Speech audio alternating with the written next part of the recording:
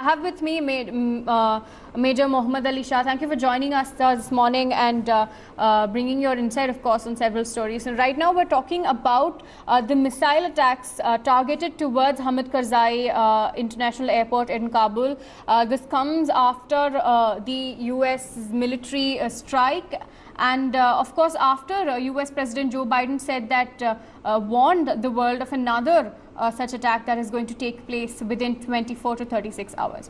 Now, what do you think of this, sir, that the US already had intelligence of another attack, and do you think we could have stopped these missiles from being fired in the first place? See, firstly, if US had information about this security threat, why, though they issued an advisory, all right, but they also could have prevented it, I feel, first. Second, that first claim of an airstrike, to give a very balanced perspective, I am not 100% sure, going by the credibility of US, okay, if I have to buy it, then yes, it is an airstrike, but I really do not know how they could pinpoint the fact that he is the mastermind of ISIS Khorasan who did the planning of the Kabul airport, firstly. Because being in the army, I have fired snipers, I have also handled UAVs. Now, for a sniper, I can take a precise pot shot at the target's eye and I can get it right. But for a drone to be that precise, and especially when their first claim, where they said it did not kill any civilian, it only killed him, the mastermind. So there I was a bit skeptical there, but anyhow, going by their version, I buy it. Fine. Now the second story, that when the vehicle, there were 3 vehicles which were heavily loaded with RDX, and they were traveling towards the airport, and when the US struck them, and if I have to buy that they have the intel reports, then it's great. Because now if you see, Taliban is trying to be in the good books of the US, and they are jointly working together to fight against ISIS-K. So Taliban is projecting itself as a policing unit or probably a government of a military, which it's only projecting, mind you. And who gets the name of the terrorist? Not Taliban, ISIS-K. We have to understand that. So what is Taliban actually doing? In fact, when they took over Kabul, they also executed the ISIS-K chief. So it could also be a possibility, it's only a possibility, which is worth considering, that Taliban is only trying to perhaps project itself as a good boy. As they say, enemy and enemy is a friend. Enemy of enemy is a friend. So that is what Taliban would be trying to do right now.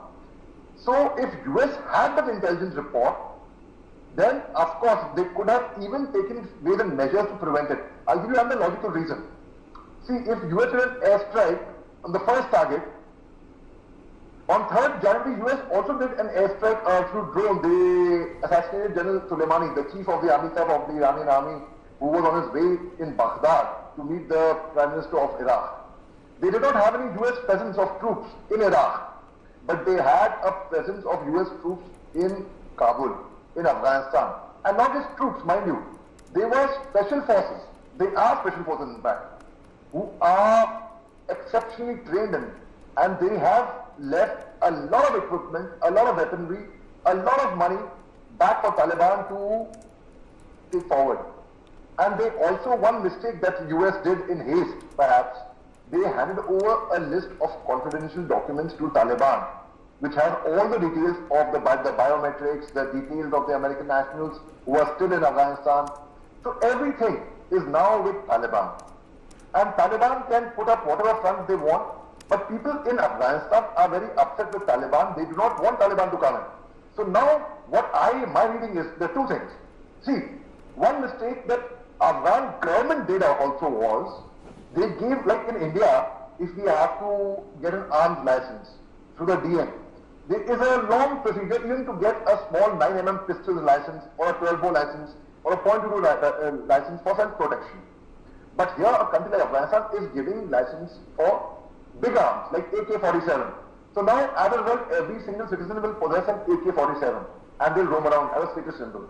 Now you will not be able to distinguish between who is a militant, who is a normal citizen. Because even a militant, he will just, when the forces are approaching him, he will just throw his AK-47 somewhere in the field, and he's an innocent civilian. That's the problem even we faced when we were fighting counter-terrorism, counter-insurgency operations in Jammu Kashmir. Because a militant without a weapon is an innocent civilian.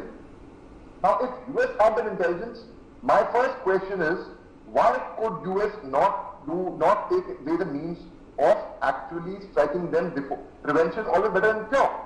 Why wait for the militants to strike and then US will take a preventive measure? US could have destroyed them. They have the support of Taliban. So now Taliban had tortured a lot of civilians in Afghanistan. Those civilians now, to raise their voice against Taliban, would be supporting ISISK secretly. Now when a doctor does an operation and he puts his hand, of course he has to wet his hands, but then he wears a glove, right?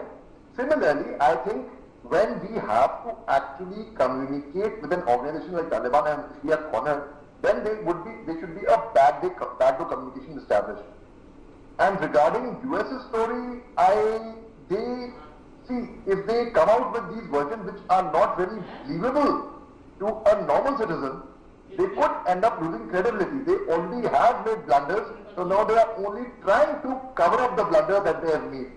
That's what I would like to say. So I really would not go 100% by US version. I would still be a bit skeptical on that, to be very, very fair and balanced.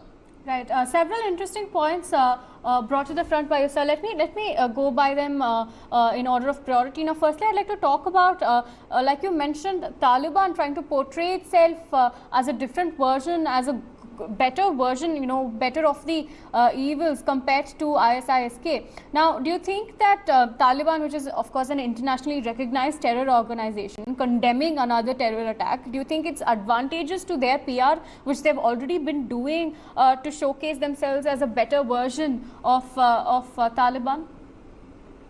Very much, most certainly, because now Taliban becomes a good boy and ISISK becomes a bad boy. Till now it was Taliban who was the bad boy. So now Taliban, when it joined hands with the police, say a bad boy, a dacoit, when he joined, or a thief, when a thief joins hands with the police and tells the police that the dacoits are there. Now both are dangerous, a thief and a dacoit. A dacoit comes with a weapon, a thief comes without a weapon, right? That's the only difference. So now when a thief comes to the police and says, I know where the dacoits are hiding. So now that does not mean the thief is no longer a thief. He will shoot him as a thief, even though he's helping the police. That's the same thing with Taliban. Same analogy I'll give over here. Just because Taliban is doing a joint operation with US, for that matter, to hunt down the ISISK, it could be an image makeover by Taliban to project itself as a good boy. It is, to put it in very, very simple words so that everyone can understand this. Right, sir. Now, as you mentioned, the precise attack on a mastermind could not be possible through a drone, and of course, you have more experience in terms of technicalities. Now, could you tell us maybe US's strategy should have been better? Should they have used a different method? And of course, like you said, we cannot be sure that there was no civilian casualty and there was no other collateral damage apart from that. Just that ISISK militant who was, according to the US, killed in their strike. Most certainly. See, US, they already had their marine commandos on ground. They were already present there. They didn't have to send in fresh troops or induct further troops in Afghanistan. They already had the troops present over there. They already had the intelligence report as what they claimed. And if the intelligence was so good, if the equipment, the weaponry, the soldiers were so good, they could have easily, very easily, conducted a raid. And now if they come up with an excuse that no, the troops were too busy in the airport operations, well, when they will away. So if they do a ground operation with the troops, it does not become that sensational, that newsworthy, or that big a thing. Like day before yesterday morning, I was woken up suddenly, early morning, by a lot of news channels saying that US has done an airstrike in Afghanistan. And the first image when I heard this, what came to my mind was that US has gone around bombarding Afghanistan. Why on earth did they do that? Only later on I followed. I got to know what exactly happened. It was a drone attack. And they ended up killing one person whom they claim was the mastermind of ISISK. Now, okay, think logically. We all have seen the social distancing happening right now in Afghanistan, in Kabul. We all have seen the images. So, when such kind of a social distancing is not happening, social distancing, I mean, there's no social distancing happening at all. is it believable that only one person will die in that drone attack as per their first fleet, and there would be no collateral damage?